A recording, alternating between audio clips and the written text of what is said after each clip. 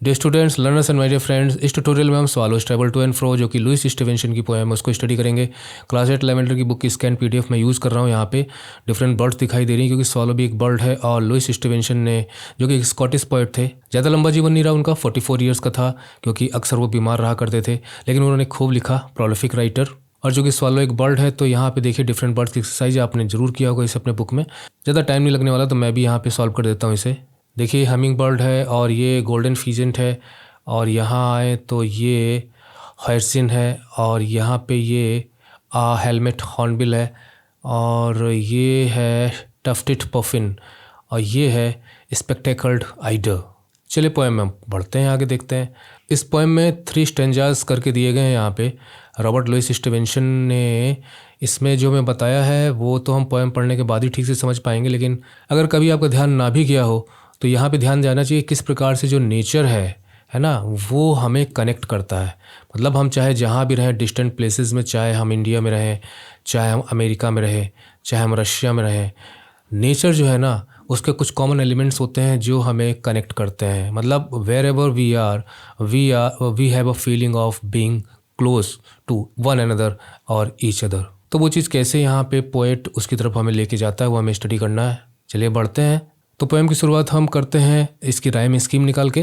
बाकी जो poetic devices हैं उन्हें हम स्टडी करेंगे इसी ट्यूटोरियल में लास्ट में।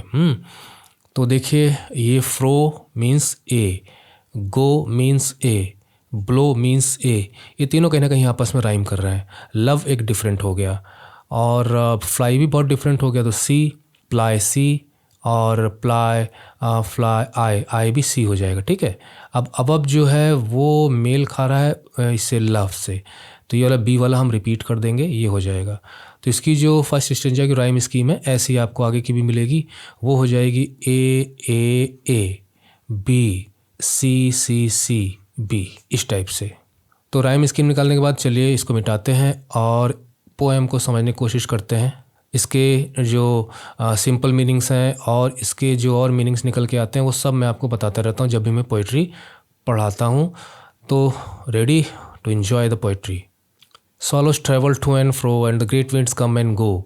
स्वालो नाम का पक्षी जिसे हम अबाबिल भी कहते हैं, डिफरेंट साइजेस मिलता है। स्वालो की कई वैरायटीज़ हैं और ये एक प्रकार से माइग्रेटरी बर्ड भी है। जनरली एयर में रहना, हवा में रहना इसे बहुत पसंद है। हवाओं में ही वो जो डिफरेंट इंसेक्ट्स फ्लाई करते रहते हैं उनको पकड़ के उसको फीड कर लेते हैं, खा लेते हैं।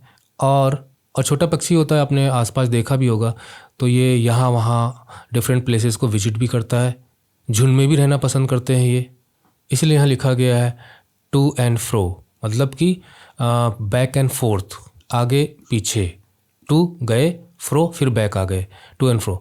तो स्वालोज जो होती हैं बर्ड्स हैं जो हवाओं में डिफरेंट डायरेक्शंस में उड़ती रहती हैं इधर उधर। मीनिंग इनके आपको सबको हमारी वेबसाइट पे मिल जाएगा, वहाँ जाके इंग्लिश पे भी मीनिंग, हिंदी भी meaning, different notes, study material सब आपको मिलेगा। फिर भी कोई प्रॉब्लम होती है तो आप हमसे जो ऑनलाइन हेल्प जो हम आपको प्रोवाइड करते हैं वो आप हमसे ले सकते हैं। पेड होती है वो हेल्प, बहुत ही लो पेमेंट पे हम प्रोवाइड करते हैं। तो स्वालोज वर्ड जो है वो हवाओं में यहाँ वहाँ उड़ती हैं, इधर उधर जाती हैं। And the great winds come and go, और जो विंड है वो भी मूव कर रही है, आती है जाती है। मतलब हवाएं डिफरेंट डायरेक्शन से आती हैं, डिफरेंट डायरेक्शंस को जाती हैं, ये मतलब यहाँ पे। और यहाँ पे ग्रेट का मतलब स्ट्रॉन्ग विंड्स है ना, तेज हवा। And the steady breezes blow, देखिए स्टीडी का मतलब हो गया लगातार, कॉन्स्टेंटली, रेगुलरली। ब्रीज आप जानते हैं जेंटल विंड, मंद मंद गति से पवन हवा बह रही हो जो हमें अच्छा लगता है, जिसका टच, मतलब हवा बहुत तेज़ नहीं है, बहुत धीमे नहीं है ना, जैसा हम चाहते हैं उस हिसाब से हवा हमारे आसपास बह रही है। तो स्वालो पक्षी जो है इधर उधर आसमान में उड़ रहे हैं और तेज़ हवाएं चल रही हैं, आती हैं जाती हैं, मतलब डिफरेंट डायरेक्शन से आती हैं जाती हैं, डायरेक्शन चेंज करती हैं।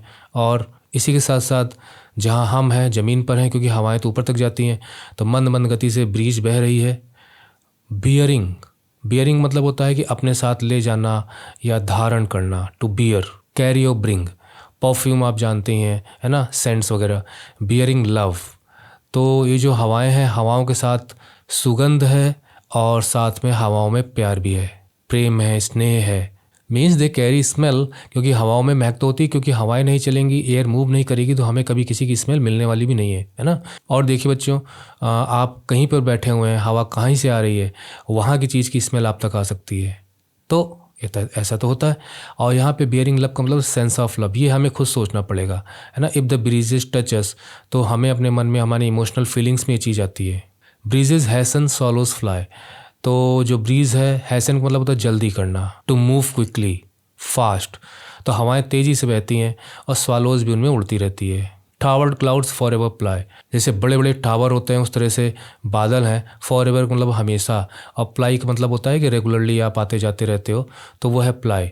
तो बादल बड़े बड़े भयंकर ऊंचाई पर, है ना, बड़े बड़े शेप में ऊंचे, जैसे जो मंजिलें होती हैं बहुत बड़ी बड़ी इमारतों की, तो आप एकदम आँख ऊपर करके ऊपर देखते हैं कहाँ तक मंजिल चलेगी। उसी प्रकार से ऊपर आसमान में बादल, है ना, वो बराबर आ रहे हैं जा रहे हैं। एंड एट नून डे, और जब दोपहर का समय होता है, यू एंड आई मतलब तुम, मतलब जो रीडर हैं जो पढ़ रहे हैं, आई मतलब जो पोएट है, see the same sunshine above, हमें वही सनसाइन देखने को मिलता है जो मैं देख रहा हूँ, जो आप देख रहे हो। तो इसका अगर हम लिटरल मीनिंग ले तो निकलता है कि भाई स्वालोज पक्षियाँ हैं, वो आसमान में यहाँ वहाँ उड़ रहे हैं, हवाएं चल रही हैं, ब्रीज भी बह रही है, हवाओं में सुगंध है, और साथ में लोगों का प्यार भी हवाओं में उड़कर आ रहा है। तो ये उड़कर आ रहा है, तो सेंस ऑफ लव, हमारी फीलिंग्स इमोशंस की बात है। इसके अलावा जो ब्रीजेस जो हैं कभी कभी बहुत तेज़ हो जाती हैं, मतलब हैसन और स्वालोज भी उसमें उड़ते हैं यहाँ वहाँ, मतलब उसके साथ साथ उनकी उड़ान भी प्रभावित होती है। बड़े बड़े बादल जो हैं बराबर आसमान में तैरते रहते हैं, और जब दोपहर का समय होता है, सूरज ऊपर होता है, तो उस समय जो चमक होती है पृथ्वी पर सबसे ज़्यादा होती है, उसे मैं भी देखता हूँ, उसे आप भी देखते हैं। अब थोड़ा इसके डीप में जाएँ तो हम देख सकते हैं कि यहाँ पे जो स्वालो है, ये नेचर में मूवमेंट को रिप्रेजेंट करता है, ठीक है। अच्छा, स्वालो पक्षी है, फ्रीली कहीं पे भी आ रहा है जा रहा है, तो एक प्रकार से फ्रीडम और उड़ने में उसे आनंद आ रहा है, तो फ्रीडम और जॉय को भी यहाँ पे स्वालो रिप्रेजेंट कर रहा है। ब्रीज जो है ये भी मूवमेंट है, इसका भी मूवमेंट होता है, लेकिन बीज में क्या है कि वो परफ्यूम लेके जा रही है, साथ में लोगों का प्यार भी लेके जा रही है, क्योंकि हम यहाँ मौजूद हैं, जो कुछ सोच रहे हैं तो हमारी फीलिंग्स भी इसके साथ जा रही हैं, ऐसा यहाँ पे पोएट कह रहा है। तो यहाँ पे एक इमोशनल कनेक्शन को भी जो ब्रीज है वो दिखा रही है, क्योंकि हमें इस पोएम में यही पढ़ना है कि नेचर कैसे कनेक्ट करता है। और हवाएं जो हैं कभी ग्रेट हैं कभी ब्रीज हैं, तो नेचर बदलता रहता है, लेकिन it carries beautiful things with it like pleasant scents and love. और जो बादल उड़ रहे हैं आसमान में, तो वो बादल सिर्फ एक ही व्यक्ति को दिखाई नहीं देते हैं, है ना, वो डिफरेंट पार्ट्स में रहने वाले व्यक्ति को भी वो बादल दिखाई देते हैं। आसमान सेम है, और यहाँ पे मतलब आखिरी लाइनों में ये कहते हैं यहाँ पे स्टेजा के कि वही सन है, उसी की सनलाइट है। हर व्यक्ति पृथ्वी पे चाहे जिस कोने में रहे, उसे वही सनलाइट फेस करनी पड़ती है। Sun is common to all of us, sun is a common natural element that connects all the people together. यहाँ पे खड़ा व्यक्ति कह सकता है यार ये जो सन है ना, इसकी रोशनी मुझे मिल रही है। दूसरा व्यक्ति दुनिया के किसी दूसरे कोने में है, वो कहेगा यार इस सन की रोशनी मुझे मिल रही है। तो अगर वो इसको फीलिंग का हिस्सा बनाएंगे, इस सेंस को समझने की कोशिश करेंगे, तो कहेंगे मेरा दोस्त, मान लीजिए दोनों दोस्त हैं, तो मेरा दोस्त भी इसी सन की रोशनी में नहा रहा होगा। हम लोग कम से कम इस सन के जरिए जुड़े तो हुए हैं। तो कोई भी कॉमन चीज़ है, जितने जितने लोगों से कनेक्ट होती है, वो कॉमन चीज़ उतने लोगों को कहीं ना कहीं आपस में जोड़ती भी है। और ये जुड़ाव तब होता है when we feel a sense emotionally, तब ये कनेक्शन कहीं ना कहीं बनता है। तो इस स्टेंजा में तो भाई जो पोएट है वो ये कहना चाहता है कि मतलब how nature connects us to wonderful experiences, है ना। ये नेचर की चीज़ें तो हैं जो वंडरफुल एक्सपीरियंसेस हमें देती हैं। और ये हमें ये भी याद दिलाता है कि even if we are apart we share the same sky sunlight, है ना, which can make us feel connected to one another. तो इस स्टेंजा में sense of closeness and unity की बात की गई है, चाहे हम दुनिया में कहीं पे भी रहें। और नेचर में बहुत सारी ब्यूटीफुल थिंग्स होती हैं, और हवाएं जो हैं एक जगह से दूसरी जगह फीलिंग्स को ले जाने का काम करती हैं, स्मेल और परफ्यूम। और अगर पोएटिक डिवाइस की बात करें इसमें, तो हमने सोचा साथ ही साथ ये भी थोड़ा बहुत डिस्कस कर लेते हैं। तो देखिए बच्चों, सबसे पहले तो हम यहाँ पे बहुत ही जो ईजी होता है वो है अलिट्रेशन, है ना, ये जिसमें जो आपको पता ही होगा कि जो कॉन्सोनेंट साउंड होती है वो रिपीट होती है शुरू में।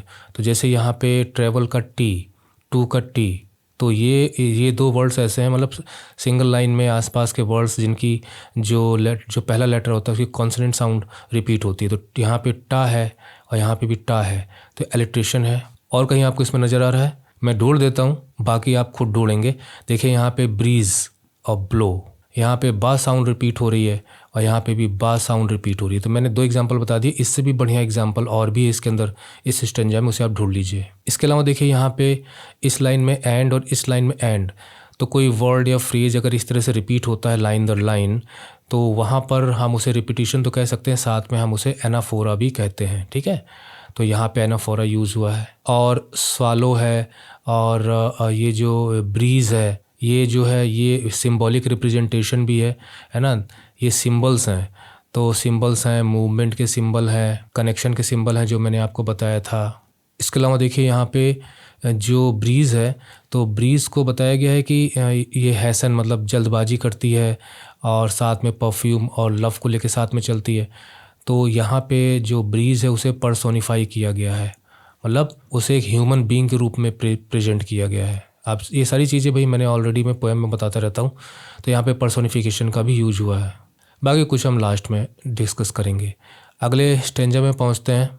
Due and rain fall everywhere, harvest ripen flowers of fair. Due का मतलब हो गया जो ओश की जो बूंदें होती हैं, और रेन मतलब वर्षा, आप जानते ही हैं। फॉल मतलब पानी बरसता है, एवरी मतलब हर जगह। अब देखिए यहाँ पर भी पोएट ये समझाने की कोशिश कर रहा है कि दुनिया के किसी भी कोने में हो, if you are in America, if you are in Russia, if you are in Africa के किसी कंट्री में है, पानी तो बरसता है ना, ज़्यादा कम। तो रेन एक कॉमन एलिमेंट हो गया ना नेचर का, जो दुनिया में जगह जगह कहीं पे भी हो कनेक्ट कर रहा है आपको, क्योंकि it is common to all. तो ओश की बूंदें जो हैं पड़ती हैं, पानी बरसता है, और ये मदद भी करता है फसलों को पकने में। राइपन मतलब होता है पकना। फ्लावर्स आर फेयर, तो ड्यू ओश की बूंद, रेन फॉल एवरीवेयर, और जो फसल है जब तैयार हो जाती है कटने उटने के लिए, तो वो आपकी harvest ripen. Flowers are fair का मतलब होता है कि फ्लावर्स आर ब्यूटीफुल, उनमें ग्रेस है। तो यहाँ पे फ्लावर्स का यूज़ करके पोएट बताना चाहता है कि नेचर में ब्यूटी है, सुंदरता है, और उसके सबसे ब्यूटी अगर देखनी है नेचर की, तो वो फ्लावर्स में देखिए। और यहाँ पे हमने पहले वाले स्टेंजा में पढ़ा भी था कि जो ब्रीजेज़ है ना, कैरी परफ्यूम एंड लव, है ना। जैसे मान लीजिए उदाहरण के लिए रोज़ है, इट हैज़ सेंट आल्सो, इसकी सुगंध भी है, और साथ में लोगों के प्यार को भी दिखाता है। तो ओस की बूंदें गिरती हैं, वर्षा होती है, फसलें पकती हैं, फूल खिलते हैं, ब्लूम करते हैं, जो प्रकृति की सुंदरता का प्रतीक है। And the whole round earth is bare, round का मतलब होता है कि पृथ्वी गोल है, और बेयर, बेयर का मतलब होता है कि विदाउट एनी कवरिंग। आप कहोगे ओपन एंड एक्सपोज्ड, मतलब एकदम खुली है, और इट इज़ एक्सपोज्ड, खाली है। जब फसलें इसके ऊपर उगी रहती हैं तो कम से कम वो जो अर्थ है वो ढकी हुई रहती है, लेकिन जब अर्थ पे फसलें जो हैं हार्वेस्ट होकर पक गई हैं, कट गई हैं, तो अर्थ एकदम खाली हो जाती है, उसके ऊपर सनलाइट हो, मूनलाइट हो, एकदम क्लियर आके उसके ऊपर पड़ती है। This is called expose to the sun and the moon. तो बेयर खाली है, नंगी है, अर्थ एक प्रकार से, कुछ भी उसके ऊपर आवरण नहीं है फसलों का। तो ये बेयर है, एक्सपोज्ड है, तो किसके लिए एक्सपोज्ड है, मतलब क्या इसको, मतलब कौन सी चीज़ें हैं जिनके ऊपर, जिनके लिए ओपन हो गई है, तो वो है मून शाइन एंड सन। तो अर्थ पे चंद्रमा की रोशनी हो, सन की रोशनी हो, ऑलरेडी हम सनशाइन यहाँ पढ़ चुके हैं, वो सब अर्थ को डायरेक्ट आके पड़ता है। Means rain and dew all over the world helping crops grow and making flowers beautiful, है ना, make them bloom. The entire earth is open और expose to both sunlight and moonlight. इसके बाद यहाँ पे and the live air fanned with wings, और हवा, live का मतलब होता है जिंदा, हवा जिंदा। तो देखिए एयर जो है ना, वो जब मूव करती है तो विंड बन जाती है। तो वो कह रहे हैं कि एक प्रकार से हवा चारों तरफ है। फैंड विद विंग्स, तो फैन जैसे पंखा चलता है, और विंग्स मतलब होता है कि भाई जो पक्षियों के पंख होते हैं। तो फैंड विद विंग्स का मतलब वो हवा जिसको पक्षी अपने पंखों से मतलब फैनिंग कर रहे हो, हवा को हवा कर रहे हो। तो बहुत ही ब्यूटीफुल लाइन्स है। कहने का मतलब ये है कि यहाँ पे जो फैंड विद विंग्स का मतलब होता है कि उस हवा में, उस एयर में, उस विंड में बर्ड्स फ्लाई कर रहे हैं, और उनके पंख जो है ना वो फड़फड़ा रहे हैं उसके अंदर। तो वही है फैंड विद विंग्स, क्योंकि जो बर्ड्स फ्लाई करेंगे तो उनके पंख तो इस तरह से होंगे ही होंगे। Bright with breeze and sunshine, और ये जो पूरा का पूरा जो एटमॉस्फेयर है, ये जो हवा है, जिसे हम कहते हैं कि जब हमें अच्छी लगती है हवा, मतलब इतनी स्ट्रांग ना हो कि हमें नुकसान पहुँचे, तो ब्रीज होती है, तो ब्राइट है। ब्राइट का मतलब होता है लाइवली है, एक एक्साइटमेंट है उस हवा में, एक चार्म है उस हवा में, अच्छी लगती है वो हवाएं, वो मंद गति से बहती हुई पवन। और उसी में दिन का समय है, तो हवा को उन्होंने ब्राइट बना दिया और सनशाइन बना दिया कि इसमें सनशाइन भी भरी हुई है, क्योंकि जो हवाएं चल रही हैं हमें दिख ना रहा हो, पर उनमें सनशाइन है। तो कहने का मतलब होता है कि मतलब जो हवाएं हैं, जो ब्रीज है, जो विंड है ना, वो भरपूर है रोशनी से भी और उत्साह से। वो हवा क्या करती है कि ब्रिंग्स लाती है इनटू कांटेक्ट, आपस में ला के मिला देती है। डिस्टेंट का मतलब होता है दूर दूर, थिंग्स मतलब चीज़ें। तो ये जो हवाएं हैं ये सनसाइन है। देखिए जो विंड है, एयर है, वो दुनिया के किसी भी कोने में पहुंच सकती है। और कंट्री टू कंट्री ये हवाएं पूरे वर्ल्ड में जहां नहीं भी हैं देश वहां भी बहती रहती हैं। हमेशा आपने पढ़ा होगा ज्योग्राफी वगैरह में। और उसी प्रकार से सूरज की रोशनी है जो पूरी पृथ्वी पे पड़ती है, चाहे वहाँ पे पानी हो, चाहे वहाँ पे रहने वाले लोग हो, चाहे पर्वत हो, चाहे पठार हो। तो sunshine covers the whole earth, winds travel across the whole world, मतलब winds travel across the earth. The sunshine gives light and radiation to whole earth. तो जब पृथ्वी को ये सब के सब पूरा कवर करके चलते हैं तो यहाँ पे रहने वाले लोग तो ऑटोमेटिकली कनेक्टेड फील करेंगे ना। तो जगह different places of the world को, different countries of the world को, different nations of the world को इस प्रकार से ये विंड्स मतलब ब्रीज, विंड्स और ये सनसाइन कनेक्ट कर देते हैं। And makes all the countries one, और जितने भी देश हैं उनको मिला के एक कर देते हैं। यहाँ पे एक का मतलब है कि दुनिया एक हो जाती है। यहाँ पे ग्लोबल यूनिटी की बात हो रही है। इस स्टेंजा में भी यूनिटी की बात थी, है ना, जहाँ पे हमने देखा था कि जो हमारे जो शेयर्ड कॉमन एलिमेंट्स हैं, तो सनसाइन है, बादल है, हवाएं हैं और मूवमेंट है। इसी प्रकार से यहाँ पे भी बताया गया है कि जो नेचुरल कॉमन एलिमेंट्स हैं नेचर के ना, वो भेदभाव नहीं करते। दे सो यूनिटी इन नेचर, सब एक दूसरे से मिलकर अपना अपना काम करते हैं। And bring distant countries together, जिससे पता चलता है कि दुनिया कितनी छोटी हो गई है। And more connected through nature. अक्सर देखिए सीरियल्स वगैरह में या वैसे भी हम मून का बड़ा इस्तेमाल करते हैं ना। पता चला कि एक खिड़की में दिल्ली में खड़े होकर कोई खिड़की से चांद को देख रहा है, और दूसरा जो है वो केरला में, है ना, भारत में चांद को देख रहा है। तो कह रहा है ये चांद, इसे तो ये कहेगा कि वो भी देख रहा है और ये कहेगा कि वो भी देख रहा है या देख रही है।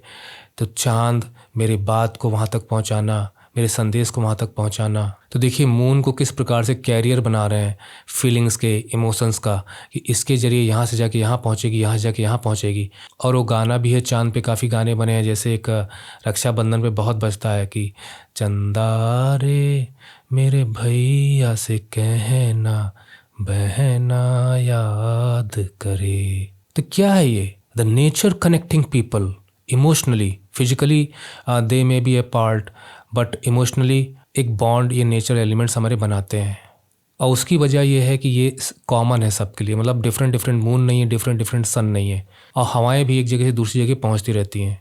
तो इन नेचुरल एलिमेंट्स की रीच है अक्रॉस द वर्ल्ड, और there reach across the world means they connect the world together making it one. कि पूरी दुनिया तो एक है, हम बटे बटे से अलग अलग कंट्रीज़ में रहते हैं, सरहदें हैं, लेकिन नेचर के लिए तो दुनिया एक है। नेचर के लिए सरहदों का कोई मतलब नहीं। हवाएं जो बॉर्डर्स पार कर जाती हैं, सनसाइन कोई बॉर्डर नहीं मानती, मूनलाइट कोई बॉर्डर नहीं मानते। That is why the all countries one, दुनिया एक, द वर्ल्ड इज़ वन। तो इस स्टेंजा में अगर हम देखें तो ये मतलब ये दिखाता है कि नेचर इज़ अबंडेंट, नेचर भरपूर है, and provides for all living thing. The earth is filled with life and everything is connected through sun and moon, है ना। The mention of moon shine and sunlight reflects how nature nourishes and brightens our world. क्योंकि देखिए जय मतलब यहाँ पे sunshine का ज़्यादा जिक्र है, मून शाइन का भी है यहाँ पे। इनकी सबकी अपना अपना एक रोल प्ले है। मतलब सन है तो लाइफ है, वेजिटेशन है ना। सन नहीं है तो वेजिटेशन भी ग्रो नहीं करेगी, तो कितना ज़्यादा मतलब बैलेंस बिगड़ जाएगा। मे भी कि पूरी की पूरी जो क्रीचर्स हैं वो कभी ना, क्योंकि फोटोसिंथेसिस नहीं हो पाएगा, ऑक्सीजन नहीं बन पाएगी, तो आदमी मर जाएंगे। साइंस की बातें हैं, है ना, जितने भी प्राणी होंगे। इसी तरह से हमें कह सकते हैं कि the mention of moon shine and sunlight reflects the how nature nourishes and brightens our world. वो पूरी प्रकृति का पोषण भी करते हैं, नरिशमेंट भी देते हैं, और दुनिया को रोशनी भी देते हैं, सिम्बलाइजिंग होप एंड ग्रोथ। तो हम कह सकते हैं कि हमारे जो नेचुरल एलिमेंट्स हैं दुनिया को तो एक करते ही हैं। ये तो पोएट का अपना है कि भाई वो रीडर्स को कह रहा है कि कभी आपने इसके बारे में सोचा है कि नहीं सोचा है, और साथ में they represent also hope and growth. और हम ये भी कह सकते हैं कि यहाँ पे पहले स्टेंजा में तो बात ये थी कि भाई जो शेयर्ड कॉमन एलिमेंट्स हैं, और यहाँ पे भी वही नेचुरल एलिमेंट्स हैं, they create a sense of, है ना, feeling of emotionally being together. तो सेंस ऑफ टुगेदरनेस की भावना ये मन में लेके आते हैं, है ना। जैसे मैंने यहाँ चांद का उदाहरण दिया, यार क्या हुआ, हम दूर हैं लेकिन ये चांद तो उसके लिए भी वही है, मेरे लिए भी वही है, तो कहीं ना कहीं मन को एक शांति तो मिलती है। तो sun and moon represent shared experiences for all the people on this world earth, for everyone. तो इस स्टेंजा में पहले वाले में कि despite being in different places people can share experiences like seeing the same sunlight which makes them feel connected. दूसरे वाले में क्या है कि the unity in nature brings distant countries together showing that the world feels smaller and more connected through nature. अब यहाँ पे क्या हम कुछ ढूंढ सकते हैं पोएटिक डिवाइस? क्या आपको इलेक्ट्रिशियन नज़र आ रहा है? अब देखिए यहाँ पे फ्लावर का एफ हो गया और यहाँ पे फेयर का एफ हो गया। साथ में देखें तो यहाँ पे देखिए रेपुटेशन भी है, एंड मतलब कितना कुछ जो द अर्थ ये जो नेचुरल एलिमेंट्स हैं कनेक्ट करते हैं लोगों को, और ये शो करते हैं कि the nature has the power to bring people and places together.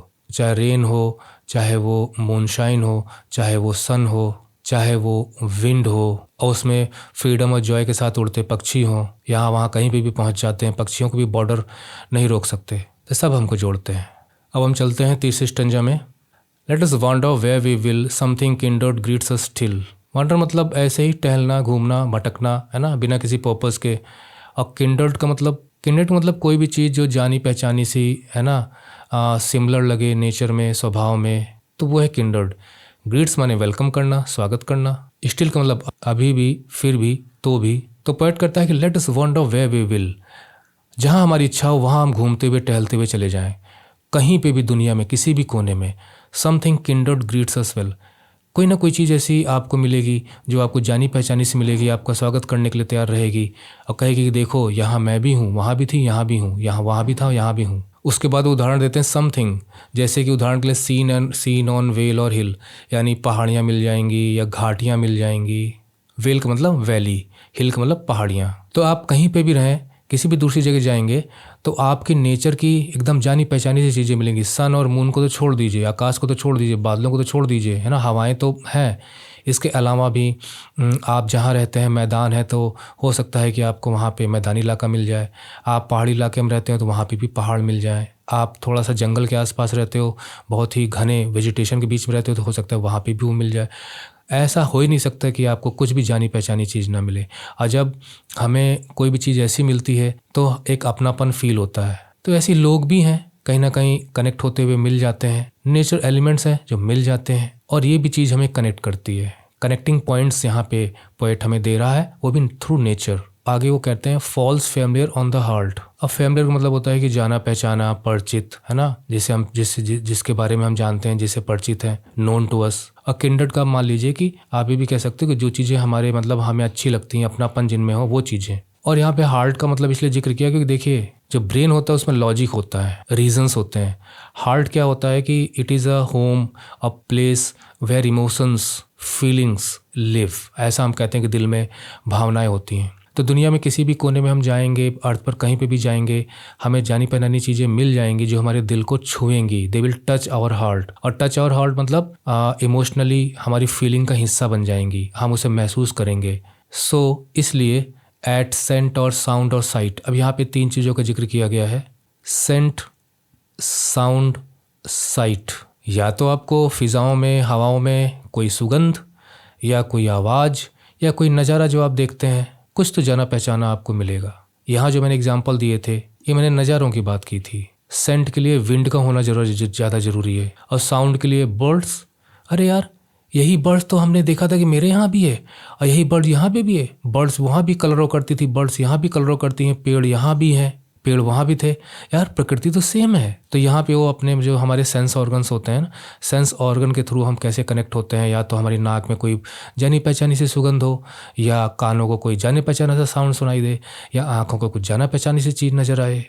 उसके बाद आगे कहते हैं severed souls by day and night tremble with the same delight, tremble half the world apart. Severed मतलब यहाँ पे है कट ऑफ एंड सेपरेटेड, अलग अलग। सोल्स का मतलब आत्मा, तो आत्मा का मतलब हो गया पीपल, मतलब ऐसे लोग जो अपनों से कटे हुए हैं, दूर हैं। तो हम फिजिकली भी हो सकते हैं कि भाई क्या बताएं, मेरी फैमिली वहाँ है, मैं यहाँ पे हूँ। और दूसरा मतलब ये भी हो सकता है कि हम साथ ही साथ हों, लेकिन उसके बावजूद भी झगड़ा हो गया, कोई बात हो गई, तो हम इमोशनली एक दूसरे से अलग हो चुके हैं, फीलिंग्स में हम एक दूसरे से अलग हो चुके हैं। तो किसी भी तरह से आप देख लीजिए कि जो साथ नहीं है, टुगेदर नहीं है, अलग हो चुके हैं, जिनके बीच में दूरियां हैं बाय डे एंड नाइट। तो डे एंड नाइट मतलब होता है कि लगभग हर समय, ट्रेम्बल मतलब होता है कांपना। तो यहाँ पे कांपने की बात नहीं है, यहाँ पे कांपने का मतलब है कि फीलिंग्स का वाइब्रेशन, है ना, भावनाओं, इमोशंस का तूफान, इमोशंस की हलचल, भावनाओं का ज्वर, तो वो चीज़ है।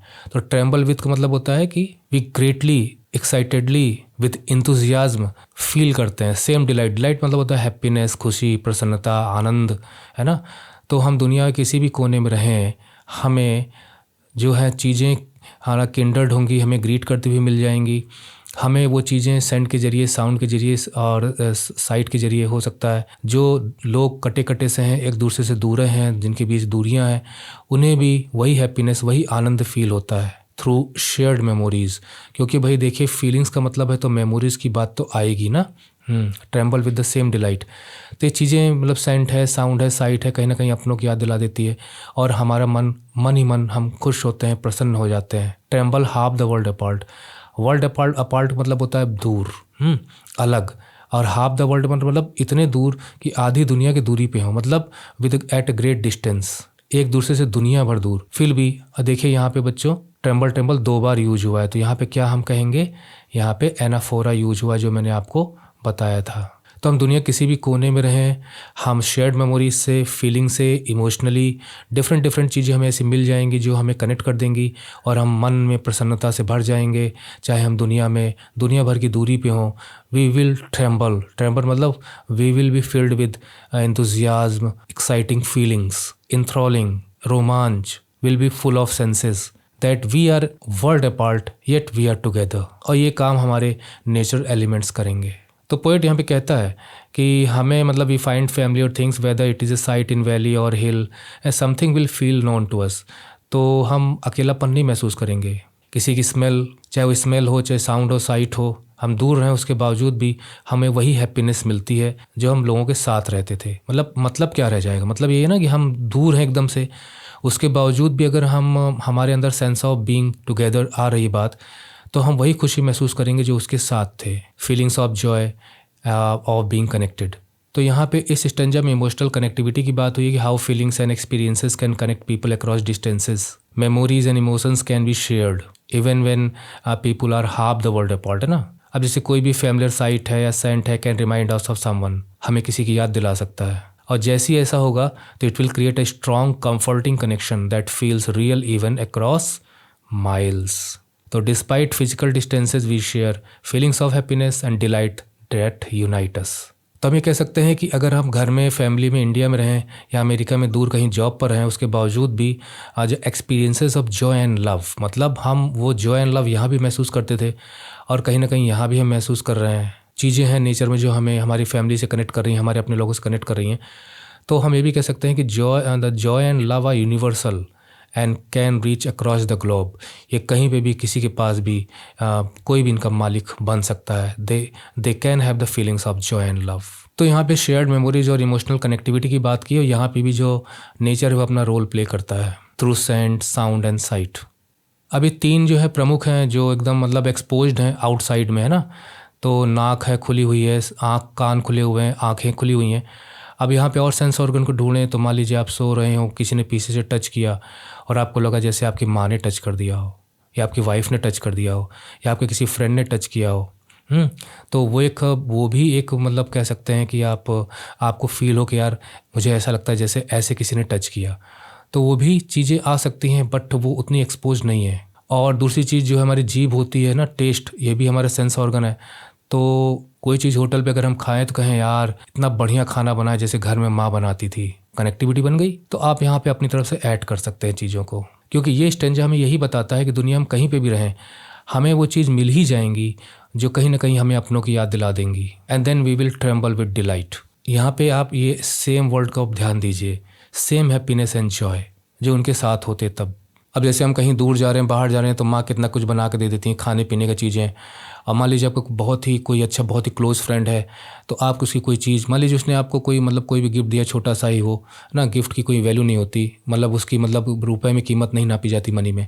और आप जो है यहाँ से करीब 2000 किलोमीटर दूर गए हुए हैं, रोज़ सुबह शाम उस गिफ्ट को देखते हैं, और जैसे उसको देखते हैं you feel connected through emotions and feelings. तो पोएट ने बहुत ही ऐसी अच्छी बातें लिखी हैं जो रीडर को एक्सप्लोर करनी चाहिए। यार हाँ, नेचर हमें कनेक्ट तो करता है। अब देखो, चंदा को हम मामा तक कह देते हैं, क्या इसमें कुछ हम पोएटिक डिवाइस ढूंढ सकते हैं? कोशिश करिए, तब तक मैं मिटा देता हूँ सब। एक आध मैं आपको ढूंढ के दे देता हूँ। शुरू में मिल गया वंडर एंड वेयर, डब्ल्यू की साउंड रिपीट हो रही है, कॉन्स्टेंट, ये कॉन्सोनेंट है। बाकी इसमें और भी हैं, बहुत अच्छे एग्जांपल हैं, एक एक लाइन में 3-3 के हैं, उन्हें आप ढूंढिए। सीवियर्ड सोल यहाँ पे जो है एक मेटाफोरिकल रिप्रेजेंटेशन है जो उन लोगों को रिप्रेजेंट करता है ना, जो जो जो अलग है, साथ नहीं है फिजिकली और इमोशनली। कुल मिला के अगर हम बात करें, ऑल टुगेदर अगर हम बात करें, तो इमेजरी की यहाँ पे पोएटिक डिवाइस है। स्वालोज ट्रैवल करती हैं, टावर्ड क्लाउड्स की बात है, फ्लावर्स फेयर की बात हो रही है। तो they create clear picture of natural world in our mind, है ना, विजुअलाइजेशन हो जाता है। पर्सोनिफिकेशन मैंने आपको बता ही दिया था। ब्रीजेज है, सन है, बियरिंग लव, परफ्यूम है। इलेक्ट्रिशियन मैंने जगह जगह आपको बताया ही, और भी इलेक्ट्रिशियन उन्हें आपको ढूंढिए, प्रैक्टिस करिए। हाँ, मेटाफर जरूर हम यहाँ पे कहेंगे कि रूपक अलंकार जिसे हम कहते हैं, जहाँ पे हम कंपैरिजन करते हैं बिना लाइक और एज का यूज किए हुए। मतलब चीज़ें जो हैं वो जो लिखी होती हैं वो किसी चीज़ को रिप्रेजेंट करती हैं, किसी दूसरी चीज़ की तरफ इशारा करती हैं। तो पूरी पोएम जो है वो एक प्रकार से मेटाफर है फॉर ह्यूमन कनेक्शंस, कि जो नेचर है वो एक ब्रिज की तरह से काम करता है बिटवीन पीपल अक्रॉस डिस्टेंसेस। अब जैसे यहाँ पे जो है वर्ल्ड अपार्ट यहाँ पे आया, ठीक है, तो इसमें मेटाफर है क्योंकि यहाँ पे हम जो है इमोशनल डिस्टेंस की भी बात कर रहे हैं, है ना। ये साथ रह के भी हम दूर होते हैं, है ना। ये दूरी मन की दूरी होती है, ठीक है, तन की दूरी नहीं होती, उसकी हम बात कर रहे हैं। और दूसरी तरफ जो है कि हमारे तन की दूरी है, मतलब हम फिजिकली दूर हैं, उसके बावजूद भी हम इमोशनली कनेक्टेड फील करते हैं। तो दोनों चीज़ें यहाँ पे रिप्रेजेंट हो रही हैं। सिम्बोलिज्म मैंने आपको बता ही दिया था कि मतलब यहाँ पे ब्रीज है और स्वालोज हैं, तो they represent movement, connection, freedom and Joy. और सन, मून एट्सेट्रा ये शेयर्ड एक्सपीरियंसेस को शो करते हैं। एनाफोरा का 2 एग्जांपल मैंने दिया था यहाँ पे एंड का दिया था, यहाँ पे एंड का दिया था, ठीक है, और यहाँ पे मैंने ट्रैम्बल का दिया था, ट्रैम्बल का। इसके अलावा एक और है, वो आप ढूंढ लीजिए। इलेक्ट्रिशियन इसमें भरपूर यूज हुए हैं, आप प्रैक्टिस करिए। और अगर हम मैसेज की बात करें तो nature has the power to unite people even if they are apart, we are never truly alone in the nature. और सेंट्रल आइडिया की बात करें, थीम की बात करें, तो nature connects people across distances, है ना। यूनिवर्सल एक्सपीरियंसेस और इमोशन की बात हुई है, और कनेक्शन यूनिटी थ्रू नेचर की बात हुई है कि the nature links people even when they are apart. तो हर स्टैंजा जो है ना, it builds on the idea that nature as a bridge, है ना, uniting people, places and reminding us that we are never truly alone in the world. और सबसे खास बात जो हमें लेसन लर्न करना चाहिए, हम लर्न करके भी जो है उसको फॉलो नहीं करते, कि नेचर जो है ना वो भेदभाव नहीं करता। अगर हम मानते हैं कि nature is a representation of God, प्रकृति की देन है, ह्यूमन मेड नहीं है, तो गॉड का द्वारा बनाया गया, हम यही मान लेते हैं। फेथ की अगर हम यहाँ बात करें तो नेचुरल एलिमेंट्स लोगों को जोड़ने का काम करते हैं, और ये सब के लिए कॉमन है, कनेक्टिंग है और साथ में कॉमन भी है, ठीक है, ये चीज़। और ये कॉमन ऑल फॉर ऑल, चाहे वो किसी भी कास्ट का हो, चाहे किसी क्रीड का हो, मतलब किसी भी मत को फॉलो करता हो, किसी भी रिलीजन को फॉलो करता हो, ना रिलीजन को फॉलो करता हो, किसी भी रेस का हो, किसी भी क्लास का हो, वर्ग का हो, धनी अमीर गरीब, नेचर नहीं भेदभाव करता, ये सब के साथ सेम ट्रीटमेंट करता है। अगर सन की रेडिएशन आ रही है तो एक अरबपति, करोड़पति, हिंदू, मुस्लिम, सिख, ईसाई, जैन कुछ भी हो, बीमार, स्वस्थ कुछ भी हो, अगर वो वहाँ पहुँच रहा है तो सनलाइट सबको मिलेगी। लेकिन उसके बावजूद भी दुनिया में कितना डिवीज़न है ना, तो वो डिवीज़न जो है गॉड के द्वारा बनाया गया नहीं है, वो डिवीज़न ह्यूमन मेड है। नेचर कनेक्ट्स पीपल, और ह्यूमन इतना जो है, ह्यूमन माइंड जो है ना वो इतना शातिर है कि वो डिवीज़न क्रिएट कर ही देता है। पहाड़, पर्वत, सेंट, साइट, साउंड लोगों को मिलाने का काम करते हैं, और ह्यूमंस लोगों को अलग करने का काम करते हैं। नॉट टॉकिंग अबाउट ऑल, मुट्ठी भर लोग हैं लेकिन पूरी दुनिया को परेशान करके रखते हैं। दोस्त में ना लड़ा दिया आपस में तो कुछ लोगों को चैन नहीं मिलता। अब कुछ लोग हैं जो दोनों को मिलाने की भी कोशिश करते हैं, दुनिया एक हो, प्यार से रहे, शांति के साथ रहे। तो बहुत कुछ इस पोएम में हमने पढ़ा, इसकी समरी, सेंट्रल आइडिया, मैसेज, बहुत कुछ आपको हमारी वेबसाइट पे मिल जाएगा, वहाँ जाके आप पढ़िए, पोएटिक डिवाइसेस वगैरह सब मिल जाएगा। और इसके अलावा हमने जो है जो जनरली क्वेश्चन आपके माइंड में आते होंगे तो स्टूडेंट आस्क्ड क्वेश्चंस के रूप में, ये मेरी टर्मिनोलॉजी है जो मैंने डेवलप की है। FAQs, आप FAQs तो पढ़ते हैं, फ्रिक्वेंटली आस्क्ड क्वेश्चंस, अब मैं FAQs बनाता हूँ, वो सब आपको मिल जाएगा। तो लुइस स्टीवेंसन साहब, इनकी ट्रेजर आइलैंड नॉवल है, कुछ क्लासेस में पढ़ाई भी जाती है स्कूलों में, तो आपने पढ़ा होगा। हमारे भी ट्यूटोरियल्स की डिमांड है, उस पर बनाना है। तो चलिए फिर ट्यूटोरियल ख़त्म करते हैं। उम्मीद करते हैं कि हम जहाँ भी होंगे आप, है ना, अब देखिए हम यहाँ ट्यूटोरियल के जरिए एक साउंड के जरिए हम कनेक्ट हो रहे हैं ना। तो उसी वॉइस में मैं अजीत सर आपको कहता हूँ bye bye, study well and take care.